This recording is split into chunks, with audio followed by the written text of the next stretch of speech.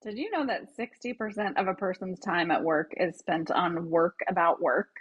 That's from Asana's Anatomy of Work report. And what work about work means is usually things like figuring out what you should be working on as priorities shift, communicating about work, switching between apps, searching for information or documents, things along those lines. So, hi, I'm Lisa Hackbarth, a marketing consultant with Cloudberry Marketing. And if you're a busy entrepreneur, solopreneur, or a freelancer like me, you know what it's like to be responsible for all the things. These type of tasks take away from the meaningful work that we're trying to do, which is usually the work that makes us money. And I talk to people all the time like us who are wearing all the hats and feeling disorganized and like they're just drowning in tasks. So I thought I'd take a minute and share the methodology that I use to tackle the chaos that not just my to-do list, but the way that I think about and prioritize my work. And this is all in service of getting back to those billable hours. I know, Nick, what you're going to say is stop doing work that's billable by the hour. Fine, it's work that's going to get us away from our desk faster. All right, so let's jump in. All right, we're going to start with the concept of an Eisenhower Matrix. And if this is what comes to mind, I just want to clarify this is not what I'm talking about. We're not talking about Eisenhower in the Matrix. We are talking about a prioritization system or tool that helps you manage your tasks by urgency and importance. So basically, it's a matrix that's divided up into what's urgent and important is what you should focus on and do first. Things that are not urgent but important, you should schedule. Things that are not important but urgent, you should ideally delegate, but I'll actually talk about how when you're a solopreneur, that's not always possible. And then things that are not urgent and not important, you should consider deleting. Or in my case, I like to create a backlog because some things are just a great idea, but they're not urgent, they're not important, but maybe someday that will be a positive move for your company. So I create a list of go-to things that I think eventually might be a good idea if and when I have the capacity. Now, jumping into my version specifically for solopreneurs or freelancers, as I kind of mentioned, the traditional Eisenhower Matrix asks you to delegate tasks that are urgent but not important. For those of us who are working on our own, sometimes there's just not anyone to delegate to. So they do need to happen. So what I do is just create two different categories of things that I basically need to get done. And sometimes the things that fall into the urgent but not important, you just really have to negotiate and figure out if you have time or not. And sometimes they get done and sometimes they don't. We all know that that's a reality, but at least you'll have a heads up of things that you see are on the horizon, and that way you can communicate about whatever might not happen to the people that it matters to.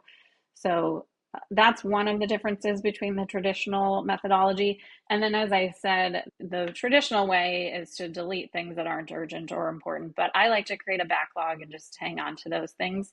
And then the system of record that I use for managing my task list is Asana. And so I've created custom fields. Custom fields are only available in the upgraded paid version of Asana, but I thought I would just show you what that looks like in case you're interested in managing your task list like this.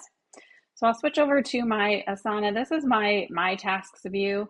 So the great thing that I like about Asana is you can organize all of the things you have to do into different projects, but then anything that's assigned to yourself, you can bring it into one view so you kind of get a big picture of everything that you have to work on. And you can see that I've actually customized my setup a little bit. One of the things that I've done is created an estimated time to complete column. So this just gives me an idea of all the work that I think I can handle in a day. So obviously, if I have a full day and there's almost 7 hours of work here, that means I really have to stay on task, and potentially some of this will not get done. But at least at the beginning of the day, it gives me an idea of if it's even possible to complete everything. Like, for example, I kind of shoved a bunch of stuff into tomorrow, which this seems pretty manageable right now. Some days I say, not today, not today, not today, and then it all kind of comes due, and I have 20 hours of work piled up on a day. So that's why you'll see for the beginning of every day, I do what's called a daily strategy session. And that just basically means I'm looking at my task list and determining what's the priorities, what I'll have time to do. Some of the things that if you say, it's time to schedule or it's on the backlog, hey, maybe today is actually the day that you scheduled it for, so it has to happen today. But sometimes there's things on here that are like creating stickers and postcards. That needs to be scheduled. It has to be done sometime so that they get done in the next couple of weeks. But if it doesn't fit in today, I can pick a future day to do that. So this is kind of a view of how I like to work. And you can see this Eisenhower priority column here. So these are the things that I absolutely have to get done today. And then as we saw in the matrix, the delegate or do next, I've got a bunch of those that I need to do. And then the backlog that, this is kind of a nice to have. It's not necessarily a have to do, but if I can get to it, then I'm going to try to do this today.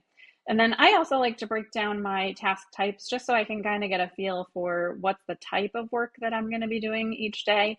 This also, is not necessary, but for me, it's just kind of a data gathering thing that I've been trying to keep track of just so that I can see as I start to grow.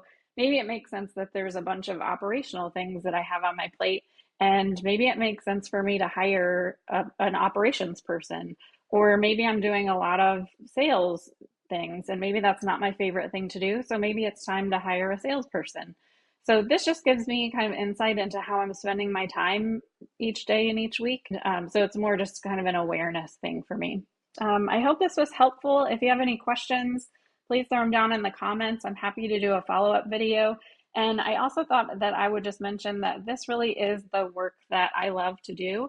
I'm really all about helping entrepreneurs, freelancers, marketers, help them to become more productive. And I'm actually starting up an Asana mastery program. So if you want more information about it, you can visit cloudberrymarketing.com and click on the services tab to learn more. And I thought I would also just give a little shout out to on my profile. If you're following me on LinkedIn, you can reach my site here under my profile. And this is what my site looks like. And here are the services. And if you scroll down just a little bit, there's more information about the mastery program. So check it out if you're interested. I would love to work with you and help you out.